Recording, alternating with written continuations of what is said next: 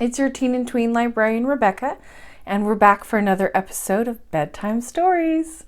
Last week, we left the story kind of on a cliffhanger with Irene being led into the mountain by her grandmother's thread and then only being stopped by a giant pile of stones, which sounds a little familiar, right? And falling upon those stones, sobbing.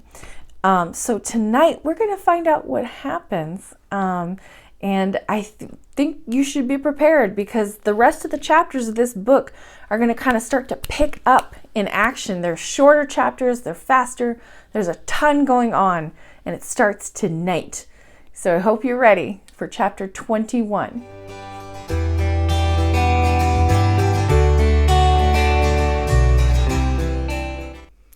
Chapter 21. The Escape. As the princess lay and sobbed, she kept feeling the thread mechanically, following it with her finger many times up to the stones in which it disappeared. By and by, she began, still mechanically, to poke her finger in after it between the stones as far as she could. All at once, it came into her head that she might remove some of the stones and see where the thread went next. Almost laughing to herself for never having thought of this before, she jumped to her feet. Her fear vanished. Once more, she was certain her grandmother's thread could not have brought her here just to leave her there, and she began to throw away the stones from the top as fast as she could, sometimes 2 or 3 at a handful, sometimes taking both hands to lift one. After clearing them away a little, she found that the thread turned and went straight downwards. Hence, as the heap sloped a good deal, growing of course wider towards its base, she had to throw away a multitude of stones to follow the thread. But this was not all, for she soon found that the thread, after going straight down for a little way, turned first sideways in one direction, then sideways in another, and then shot at various angles hither and thither inside the heap, so that she began to be afraid that to clear the thread, she must remove the whole huge gathering. She was dismayed at the very idea, but, losing no time, set to work with a will, and with aching back and bleeding fingers and hands, she worked on, sustained by the pleasure of seeing the heap slowly diminish, and begin to show itself on the opposite side of the fire. Another thing which helped keep up her courage was that, as often as she uncovered a turn of the thread, instead of lying loose upon the stones, it tightened up. This made her sure that her grandmother was at the end of it somewhere. She got about halfway down when she started and nearly fell with fright. Close to her ears as it seemed, a voice broke out singing. "Jabber, bother, smash, you'll have it all in a crash. Jabber, smash, bother, you'll have the worst of the pother. Smash, bother, jabber." Here Curdy stopped, either because he could not find a rhyme to jabber, or because he remembered what he had forgotten when he woke up at the sound of Irene's labors, that his plan was to make the goblins think he was getting weak. But he had uttered enough to let Irene know who he was. "It's Curdy!" she cried joyfully. "Hush, hush," came Curdy's voice again from somewhere. "Speak softly." "Why, you were singing loud," said Irene. "Yes, but they know I am here, and they don't know you are. Who are you?" "I'm Irene," answered the princess. "I know who you are quite well. You're Curdy." "Why, however did you come here, Irene?" "My great-great-grandmother sent me, and I think I've found out why. You can't get out, I suppose." "No, I can't. What are you up to?" "Clearing away a huge heap of stones." "There's a princess!" exclaimed Curdy in a tone of delight, but still speaking in little more than a whisper. "I can't think how you got here, though." "My grandmother sent me after her thread." "I don't know what you mean," said Curdy. "But so you're there, it doesn't much matter." "Oh, yes, it does," returned Irene. "I should never have been here but for her."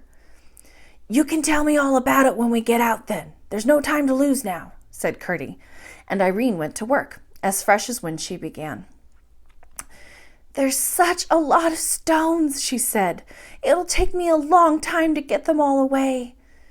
How far have you got? Asked Gertie. I've got about the half away, but the other half is ever so much bigger. I don't think you will have to move the lower half. Do you see a slab laid up against the wall? Irene looked and felt about with her hands and soon perceived the outlines of the slab. Yes, she answered, I do. Then I think, rejoined Gertie, when you have cleared the slab about halfway down or a little more, I shall be able to push it over. I must follow my thread, returned Irene, whatever I do. What do you mean? Exclaimed Gertie. You will see when you get out, answered the princess, and went on harder than ever. But she was soon satisfied that what Gertie wanted done and what the thread wanted done were one and the same thing. For she not only saw that by following the turns of the thread she had been clearing the face of the slab, but that a little more than halfway down the thread went through the chink between the slab and the wall into the place where Gertie was confined, so that she could not follow it any farther until the slab was out of her way. As soon as she found this, she said in a right joyous whisper, Now, Gertie, I think if you were to give a great push, the slab would tumble over. Stand quite clear of it then, said Gertie, and let me know when you are ready. Irene got off the heap and stood on one side of it. Now, Gertie, she cried. Gertie gave a great rush with his shoulder against it. Out tumbled the slab on the heap, and out crept Gertie over the top of it. You've saved my life, Irene, he whispered. Oh, Gertie, I'm so glad. Let's get out of this horrid place as fast as we can. That's easier said than done, returned he. Oh, no, it's quite easy, said Irene. We only have to follow my thread. I'm sure that it's going to take us out now. She had already begun to follow it over the fallen slab into the hole, while Gertie was searching the floor of the cavern for his pickaxe. Here it is, he cried. No, it is not, he added in disappointed tone. What can it be, then? I declare it's a torch. Well, that is jolly. It's better almost than my pickaxe. Much better than if it weren't for those stone shoes, he went on as he lighted the torch by blowing the last embers of the expiring fire. When he looked up, with the lighted torch casting a glare into the great darkness of the huge cavern, he caught sight of Irene disappearing into the hole out of which he had himself just come. Where are you going there? He cried. That's not the way out. That's where I couldn't get out. I know that, whispered Irene. But this is the way my thread goes, and I must follow it. What nonsense this child talks, said Gertie to himself. I must follow her, though, and see that she comes to no harm. She will soon find she can't get out that way, and then she will come with me. So he crept over the slab once more into the hole with the torch in his hand. But when he looked about in it, he could see her nowhere. And now he discovered that although the hole was narrow, it was much longer than he had supposed, for in one direction the roof came down very low, and the hole went off in a narrow passage, of which he could not see the end. The princess must have crept in there. He got on his knees, and on one hand, holding the torch with the other, and crept after her. The hole twisted about, in some parts so low that he could hardly get through, in others so high that he could not see the roof, but everywhere it was narrow, far too narrow for a goblin to get through. And so I presume they never thought that Gertie might. He was beginning to feel very uncomfortable lest something should have befallen the princess, when he heard her voice almost close to his ear, whispering, Aren't you coming, Gertie? And when he turned the next corner, there she stood, waiting for him. I knew you couldn't go wrong in that narrow hole, but now you must keep by me, for there is a great wide place, she said. I can't understand it, said Gertie, half to himself, half to Irene. Never mind, she returned. Wait till we get out. Gertie, utterly astonished that she had already got so far, and by a path he had known nothing of, thought it better to let her do as she pleased.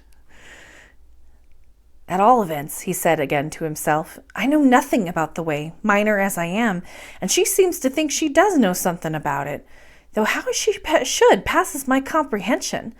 So she's just as likely to find her way as I am, and as she insists on taking the lead, I must follow. We can't be much worse off than we are, anyhow.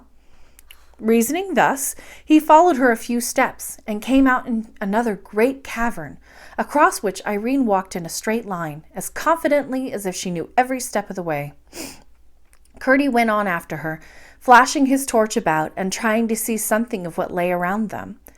Suddenly he started back a pace as the light fell upon something close by, which Irene was passing. It was a platform of rock raised a few feet from the floor and covered with sheepskins, upon which lay two horrible figures asleep, at once recognized by Curdie as the king and queen of the goblins. He lowered his torch instantly, lest the light should awake them. As he did so, it flashed upon his pickaxe, lying by the side of the queen, whose hand lay close by the handle of it. "Stop 1 moment," he whispered. "Hold my torch, and don't let the light shine on their faces." Irene shuddered when she saw the frightful creatures, whom she had passed without observing them, but she did as he requested, and turning her back, held the torch low in front of her. Curdie drew his pickaxe carefully away, and as he did so, spied one of her feet projecting from under the skins. The great clumsy granite shoe, exposed thus to his hand, was a temptation not to be resisted. He laid hold of it, and with cautious efforts drew it off.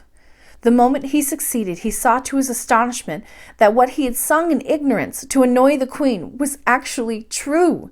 She had 6 horrible toes. Overjoyed at his success, and seeing by the huge bump in the sheepskins where the other foot was, he proceeded to lift them gently, for if he could only succeed in carrying away the other shoe as well, he would be no more afraid of the goblins than of so many flies. But as he pulled at the second shoe, the queen gave a growl and sat up in bed. The same instant the king awoke also and sat up beside her. "Run, Irene!" cried Curdie, for though he was not now in the least afraid for himself, he was for the princess. Irene looked once around, saw the fearful creatures awake, and like the wise princess she was, dashed the torch on the ground and extinguished it, crying out, "Here, Curdie, take my hand!" He darted to her side, forgetting neither the queen's shoe nor his pickaxe, and caught hold of her hand, as she sped fearlessly where her thread guided her. They heard the queen give a great bellow, but they had a good start, for it would be some time before they could get torches lighted to pursue them. Just as they thought they saw a gleam behind them, the thread brought them to a very narrow opening, through which Irene crept easily and Curdie with difficulty. "Now," said Curdie, "I think we shall be safe." "Of course we shall," returned Irene. "Why do you think so?" asked Curdie. "Because my grandmother is taking care of us." "That's all nonsense," said Curdie. "I don't know what you mean." "Then if you don't know what I mean, what right have you to call it nonsense?" asked the princess, a little offended. "I beg your pardon, Irene," said Curdie. "I did not mean to vex you." "Of course not," returned the princess. "But why do you think we shall be safe?" "Because the king and queen are far too stout to get through that hole." "There might be ways round," said the princess. "To be sure, there might. We are not out of it yet," acknowledged Curdie. "But what do you mean by the king and queen?" asked the princess. "I should never call such creatures as those a king and a queen." "Their own people do, though," answered Curdie. The princess asked more questions, and Curdie, as they walked leisurely along, gave her a full account, not only of the character and habits of the goblins, so far as he knew them, but of his own adventures with them, beginning from the very night after that in which he had met her and Ludi upon the mountain. When he had finished, he begged Irene to tell him how it was that she came to his rescue. So Irene, too, had to tell a long story, which she did in a rather roundabout manner, interrupted by many questions concerning things she had not explained. But her tale, as he did not believe more than half of it, left everything as unaccountable to him as before, and he was nearly as much perplexed as to what he must think of the princess. He could not believe that she was deliberately telling stories, and the only conclusion he could come to was that Ludi had been playing the child tricks, inventing no end of lies to frighten her for her own purposes. "But how did Ludi come to let you go into the mountains alone?" he asked. "Ludi knows nothing about it. I left her fast asleep At least I think so. I hope my grandmother won't let her get into trouble, for it wasn't her fault at all, as my grandmother very well knows." "But how did you find your way to me?" persisted Curdie. "I told you already," answered Irene, "by keeping my finger upon my grandmother's thread, as I'm doing now." "You don't mean you've got the thread there?" "Of course I do. I've told you so 10 times already. I have hardly, except when I was removing the stones, taken my finger off of it. There," she added, guiding Curdie's hand to the thread. "You feel it yourself, don't you?" "I feel nothing at all," said Curdie. "Then what can be the matter with your finger? I feel it perfectly. To be sure, it is very thin, and in the sunlight looks like just the thread of a spider, though there may be many of them twisted together to make it. But for all I can't think why you shouldn't be able to feel it as well as I do." Curdie was too polite to say he did not believe there was any thread there at all. What he did say was, "Well, I can make nothing of it." "I can, though, and you must be glad of that, for it will do for both of us." "We're not out yet," said Curdie. "We soon shall be," returned Irene confidently. And now the thread went downwards and let Irene's hand to a hole in the floor of the cavern, whence came a sound of running water, which they had been hearing for some time. "It goes into the ground now, Curdie," she said, stopping. He had been listening to another sound, which his practiced ear had caught long ago, and which also had been growing louder. It was the noise of the goblin miners made at their work, and they seemed to be at no great distance now. Irene heard it in the moment she stopped. "What is that noise?" she asked. "Do you know, Curdie?" "Yes, it is the goblins digging and burrowing," he answered. "And you don't know what they do it for?" "No, I haven't the least idea. Would you like to see them?" he asked, wishing to have another try after their secret. "If my thread took me there, I shouldn't much mind, but I don't want to see them, and I can't leave my thread. It leads me down into the hole, and we'd better go at once." "Very well. Shall I go in first?" asked Curdie. "No, better not. You can't feel the thread," she answered, stepping down through a narrow break in the floor of the cavern. "Oh!" she cried. "I am in the water. It's running strong, but it is not deep, and there is just room to walk. Make haste, Curdie." He tried, but the hole was too small for him to get in. "Go on a little bit," he said, shouldering his pickaxe. In a few moments he had cleared a larger opening and followed her. They went on, down and down with the running water, Curdie getting more and more afraid it was leading them to some terrible gulf in the heart of the mountain. In 1 or 2 places he had to break away the rock to make room before even Irene could get through, at least without hurting herself. But at length they spied a glimmer of light, and in a minute more they were almost blinded by the full sunlight into which they emerged. It was some little time before the princess could see well enough to discover that they stood in her own garden, close by the seat on which she and her king papa had sat that afternoon. They had come out by the channel of the little stream. She danced and clapped her hands with delight. "Now, Curdie," she cried, "won't you believe that I told you about my grandmother and her thread?" For she had felt all the time that Curdie was not believing what she told him.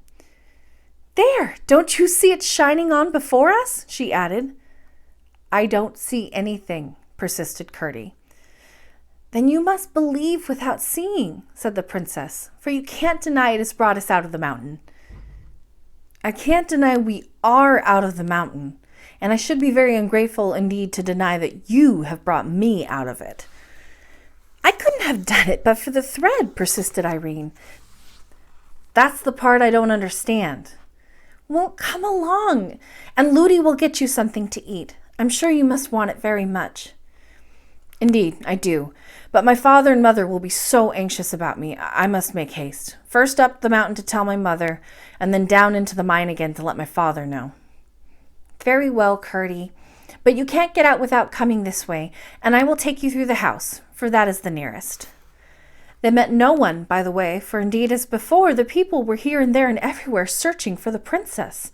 When they got in, Irene found that the thread, as she half expected, went up the old staircase, and a new thought struck her.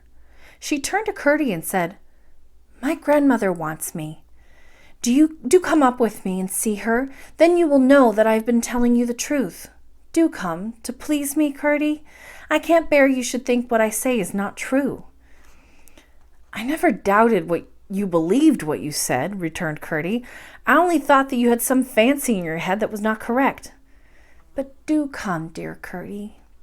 The little miner could not withstand this appeal, and though he felt shy in what seemed to him a huge, grand house, he yielded and followed her up the stair. That's the end of chapter 21. Thank you for joining us for another episode of Bedtime Stories. Make sure you never miss an episode by subscribing to the library's YouTube channel. You can also find out what's happening at the library by visiting us on Facebook, Twitter, or Instagram. Or you can always just go to the library's website. I hope to see you again for the next episode of Bedtime Stories, but until then, be well and sleep well.